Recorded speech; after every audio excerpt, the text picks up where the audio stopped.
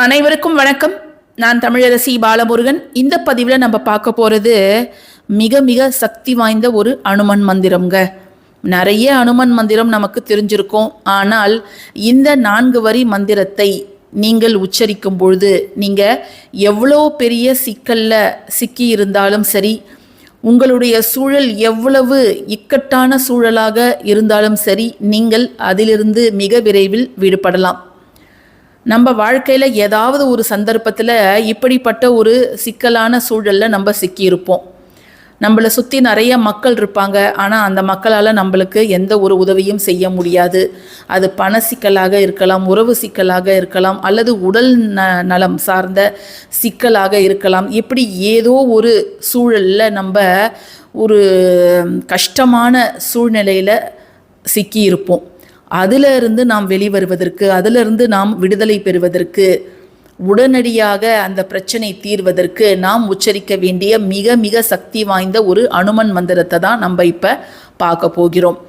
அனுமனை நம்ம அஞ்சனை மைந்தன், வாயு புத்திரன், ராமதூதன் அப்படின்னு பல பெயர்களால் அழைப்போம். இவர் ராமபிரானோட மிக உற்ற நண்பனாக இருந்தவர், ராமனை எப்பொழுதும் பிரியாத இருந்தவர், பராக்கிரமசாலி, தைரியசாலி. யார் ஒருத்தவங்க ஆஞ்சநேயர் வழிபாடு செய்கிறார்களோ அவர்களுக்கு வாழ்க்கையில் மன தெளிவு, மன தைரியம் அப்படிங்கிறது எப்பொழுதுமே இருக்கும். தெளிவான மனம் இருந்தாலே போதும், நம்ம எத்தகைய இக்கட்டான சூழலில் இருந்தாலும் அதிலிருந்து நம்ம வெளியில் வந்துடலாம். ராமர் வழிபாடு, இந்த அனுமர் வழிபாடு செய்கிறவங்க அசைவத்தை விட்டு விடுவது அப்படிங்கிறது ரொம்ப ரொம்ப நல்லது. அப்படி இல்லைனா கூட நீங்கள் ராமஜெயம் எழுத போகிறீங்க, லிகித ஜபம் அப்படின்னு சொல்லுவாங்க. அந்த ராமநாமம் எழுதுபவர்களுக்கு குறை எதுவுமே இருக்காது. நமக்கு இருக்கக்கூடிய குறைகளை அனுமன் ராமர்கிட்ட போய் எடுத்து சொல்லி அதை சீக்கிரமாக அந்த பிரச்சனைகளை சரி செய்வார் அப்படின்னு சொல்லப்படுது. அதனால் நீங்கள் இந்த அனுமன் மந்திரத்தை முழு நம்பிக்கையோடு, எவ்வளவு சிக்கலான சூழல், இப்போ ஒருத்தவங்க ஹாஸ்பிட்டலில் சேர்த்துருக்குறாங்க, வாழ்வா சாவா அப்படிங்கிற மாதிரி ஒரு நோயில் சிக்கி இருக்கிறாங்க, அவங்க அதிலிருந்து வெளியில் வரணும். நோய் அவங்களுக்கு சீக்கிரம் சரியாகணும், பூரண ஆரோக்கியம் பெறணும், அல்லது ஒரு சிகிச்சை, ஒரு அறுவை சிகிச்சை செய்ய போகிறாங்க, அது கொஞ்சம் கிரிட்டிக்கலான ஆப்ரேஷன், அதிலிருந்து அவங்க வெளியில் வரணும், அல்லது ஒரு பண தேவை, ரொம்ப கஷ்டமான விஷயத்துக்காக நீங்கள் அந்த பண தேவையில் மாட்டியிருக்கிறீங்க, அந்த பணம் உங்கள் கைக்கு எப்படியாவது வரணும், அதே போல் வெளிநாடு செல்வது அப்படின்னு நம்ம எவ்வளவோ சொல்லிக்கிட்டே போகலாம். அல்லது ஒரு வழக்கு நடக்குது, இதில் நம்ம ஜெயிச்சே ஆகணும் அப்படிங்கிற ஒரு கட்டாயத்தில் இருக்கிறீங்க. எந்த ஒரு சிக்கலான சூழலாக இருந்தாலும் இந்த ஒரு மந்திரத்தை முழு நம்பிக்கையோடு 3 முறை நீங்கள் உச்சரியுங்கள்.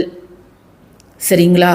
கேசரிக்கும் அஞ்சனை மைந்தனுக்கும் மகனாக பிறந்தவர் தான் ராமர், மகனாக பிறந்தவர் தான் அனுமன். இந்த அனுமன் வேற யாருமே கிடையாது, சிவபெருமானோட ஒரு அம்சம் அப்படின்னு தான் சொல்லப்படுது.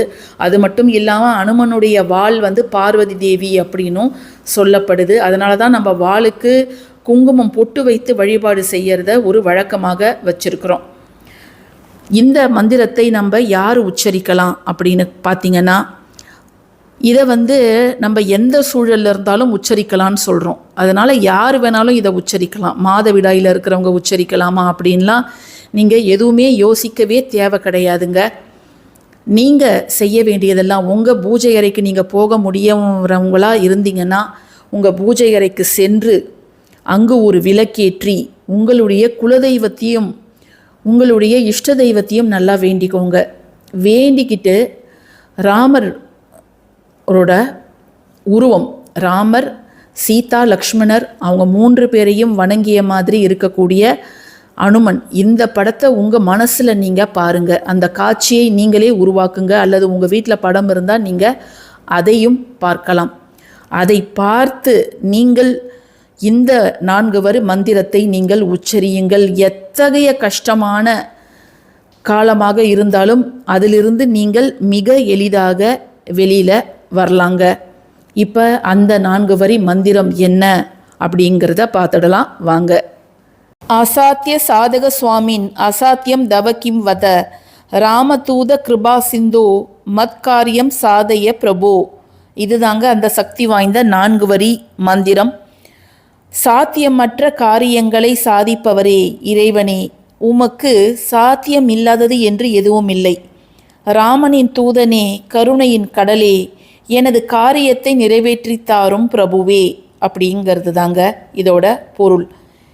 இது நம்ம எந்த ஒரு விஷயத்தில் நமக்கு தடை வருது, அதில் பரிபூர்ண வெற்றி வேணும் அப்படின்னாலும் இதை நம்ம உச்சரிக்கலாம். அல்லது தினம்தோறுமே நம்ம வீட்டிலேருந்து வெளியில் கிளம்புறதுக்கு முன்பு நீங்கள் வெளியில் எந்த விஷயமாக போனாலும் சரி, ஒரு தொழில் விஷயமாக ஒருத்தவங்களை பார்த்து பேச போகிறீங்க, அல்லது ஒரு முக்கியமான மீட்டிங்க்கு போகிறீங்க, ஒரு பரீட்சைக்கு போகிறீங்க, ஒரு இன்டர்வியூக்கு போகிறீங்க, இல்லை ஒரு காம்படிட்டிவ் எக்ஸாமுக்கு போகிறீங்க, அதில் எந்தவித பயம், பதட்டம், சிக்கல், தடை எதுவுமே இல்லாத அதில் உங்களுக்கு முழு வெற்றி கிடைக்கணும் அப்படிங்கிறதுக்காக இந்த ஒரு மந்திரத்தை 3 முறை நீங்கள் உச்சரிக்கலாம். இப்போ நம்ம வீட்டில் யாராவது ஒருத்தவங்க நோய்வாய்ப்பட்டிருக்காங்க, அவங்க படக்கூடிய வேதனைகளை நம்மளால் பார்க்க முடியல, அவங்க அந்த நோயிலிருந்து கூடிய சீக்கிரம் விடுதலை பெறணும் அப்படிங்கிறதுக்காக இந்த ஒரு மந்திரத்தை நம்ம உச்சரிக்கலாம். ஒரு டம்ளர் தண்ணீர் எடுத்துக்கலாம், வெறும் தண்ணீராக இருந்தாலும் பரவாயில்ல, அல்லது உங்ககிட்ட துளசி இலைகள் இருந்தால் அதில் 2-3 துளசி இலைகளை போட்டு இந்த ஒரு மந்திரத்தை 27 முறை உச்சரித்து அந்த நபருக்கு இந்த தண்ணீரை குடிக்க நீங்கள் தரலாம். நம்மளுக்கு ஏதாவது பிரச்சனையாக இருந்தாலும் நம்ம இதை மாதிரி தண்ணீரை நம்ம பருகலாம். அல்லது அந்த குறிப்பிட்ட நபர் படுத்த படுக்கையாக இருக்கிறாங்க அப்படின்னா இந்த மந்திரத்தை உச்சரிச்சுட்டு அவங்களுக்கு இதை நீங்கள் தாராளமாக பருக தரலாம். ஏன்னா முடியாது, நடக்கவே நடக்காது அப்படிங்கிற காரியத்தையும் நடத்தி முடிப்பவர் அனுமன். நம்ம சீதா எங்கே இருக்காங்கன்னே தெரியவே தெரியாது, இருந்தாலும் சீதா தேவி கிட்ட போயிட்டு ராமபிரான் உங்களை பார்க்க வராரு, நீங்கள் கவலைப்படாமல் இருங்க அப்படிங்கிறத ஃபஸ்ட்டு சொன்னது அனுமான் தான். ஆக சாத்தியமில்லாத விஷயங்களை சாத்தியமாக்கக்கூடிய ஒரு கடவுள், தைரியசாலி, பராக்கிரமசாலி இருக்கிறார் என்றால் அவர் அனுமன். அதனால் அனுமனை வேண்டி இந்த ஒரு விஷயத்தை செய்யுங்க. இந்த மந்திரத்தை நீங்கள் உச்சரிக்கும் பொழுது நீங்கள் வெற்றிலை மாலை ஒவ்வொரு சனிக்கிழமையும் நீங்கள் அனுமனுக்கு வெற்றிலை மாலை கட்டி போடுறது நல்லது. ஏற்கனவே நம்முடைய சேனலில் வெற்றிலை மாலை எப்படி கட்டணும் அப்படிங்கிறதையும் நம்ம தெளிவாக சொல்லியிருக்கிறோம். வெற்றிலை மாலை போடலாம், வெண்ணெய் சாத்தலாம். இந்த விஷயங்களை எல்லாம் நீங்கள் தாராளமாக சனிக்கிழமையில் செய்யலாம். தினம்தோறும் ராமநாமம் அப்படிங்கிறத நம்ம வீட்டில் எழுதலாம். ஒரு நோட் போட்டு ராமநாமம் எழுதுவோருக்கு வாழ்க்கையில் குறைகள் அப்படிங்கிறதே எதுவுமே இருக்காதான்.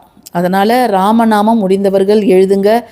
இந்த ஒரு மந்திரத்தை ஒரு சின்ன பேப்பரில் எழுதி உங்கள் பர்ஸில் எப்பொழுதும் உங்கள் கூட இருக்கிற மாதிரி நீங்கள் வச்சுக்கோங்க. நிச்சயமாக சிக்கலான சமயங்களில் உங்களை காப்பாற்ற இந்த மந்திரம் பெரும் உதவியாக இருக்குங்க. பதிவு பிடிச்சிருந்ததுன்னா கட்டாயமாக லைக் பண்ணுங்கள், ஷேர் பண்ணுங்கள், நம்ம சேனலுக்கு சப்ஸ்கிரைப் பண்ணுங்கள். தேங்க்யூ ஃபார் வாட்சிங் திஸ் வீடியோ. நன்றி.